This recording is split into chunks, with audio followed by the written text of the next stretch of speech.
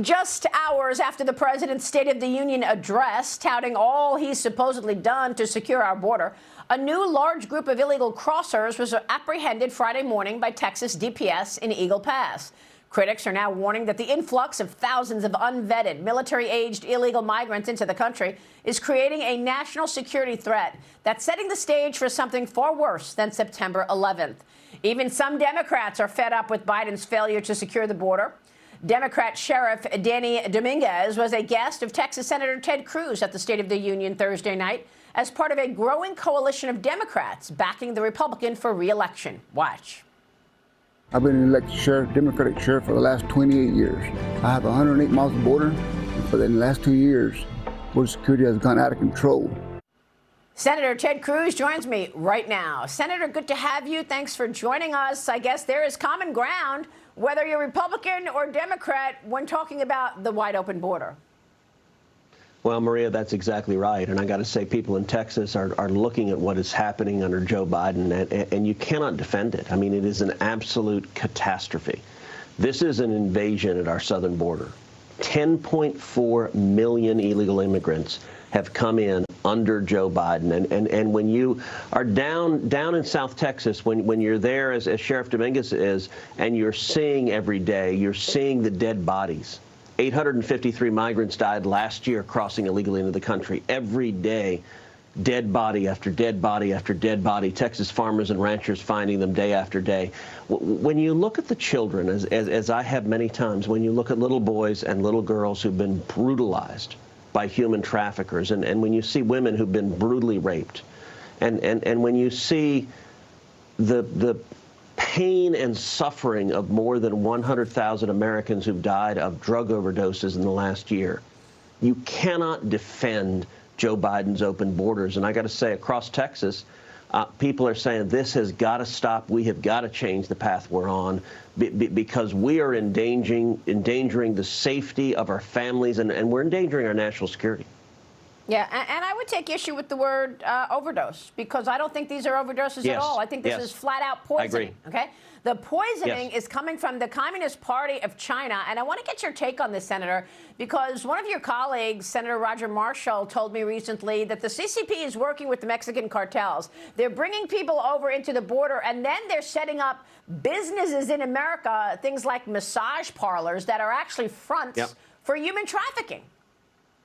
Yeah, look, I mean, I've seen down at the border. I was down in Brownsville probably 6-7 months ago, and when I was down there, there were primarily groups that were coming that were Chinese nationals, and there were groups of 20, 30, 40 military-age single men, not families, not kids, but just young men, one after the other after the other. Now, last I checked, when I looked at a globe, China is not to the south of America. It's not even remotely close. And yet they are very deliberately sending Chinese nationals down to Mexico to cross into the United States. And I got to say, the public safety threat is enormous, but the national security threat may even be greater.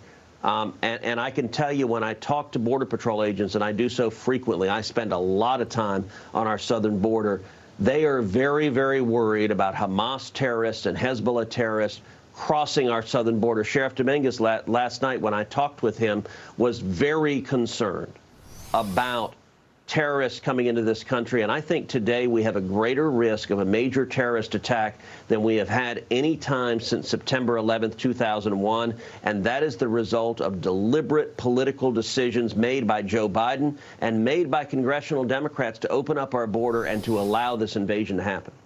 It's unbelievable. 340 people apprehended that are now on the terrorist watch list on Joe Biden's watch. Yeah. But he didn't mention that at the State of the Union, right? I mean, that was a heavily partisan State of the Union on Thursday night. It almost sounded to me like it was a campaign speech. At one point, it had him aggressively targeting the Supreme Court justices who were there in the audience, admonishing them over Roe v. Wade.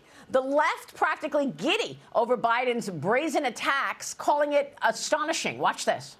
The way he attacked, I guess is the word for it, the Supreme Court to their faces. That's never been done before. This was not the night for that.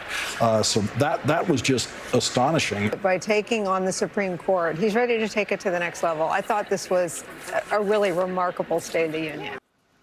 Senator, your reaction? Well, you know, I was on the floor during the speech. I got to say, I agree with that adjective. It was remarkable. It was a campaign speech. This was angry. It was bitter. It was, most of the time he was yelling. And it was radical and extreme. It was hard left. It appears the Biden White House has made the decision for November. They don't want any Republicans to vote for him. They don't want any independents to vote for him. This was all aimed at the hard left. This was aimed at the squad. I guess their problems with Democrats are so bad they felt they needed to get Elizabeth Warren and Bernie Sanders and AOC back on board. But I've never seen a State of the Union where the president doesn't even smile. He just snarls and goes hard to the partisan left. They don't let him talk to Republican senators. We never see the president. He doesn't talk to us. We all know him. I mean, Joe Biden was a man of the Senate for 40-plus years. They don't let him talk to us. You know, before the speech, one of the things I said is there were 4 words that I didn't believe we would hear that night: Laken Riley and Jeremy Caceres. Now, Laken Riley, it ended up, he sort of said her name when a heckler from the House called out her name.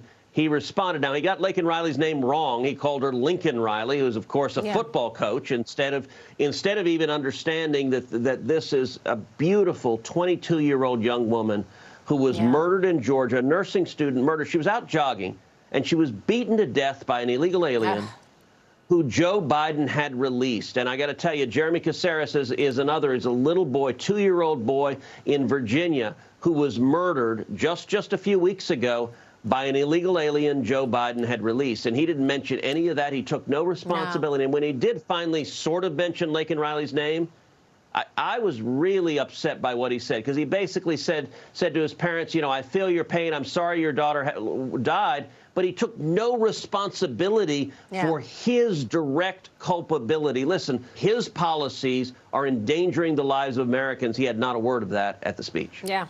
And amazingly, for the State of the Union of America, he began with Ukraine and money to Ukraine. It was quite stunning. Senator, it's good to catch up with you. Thank you, sir.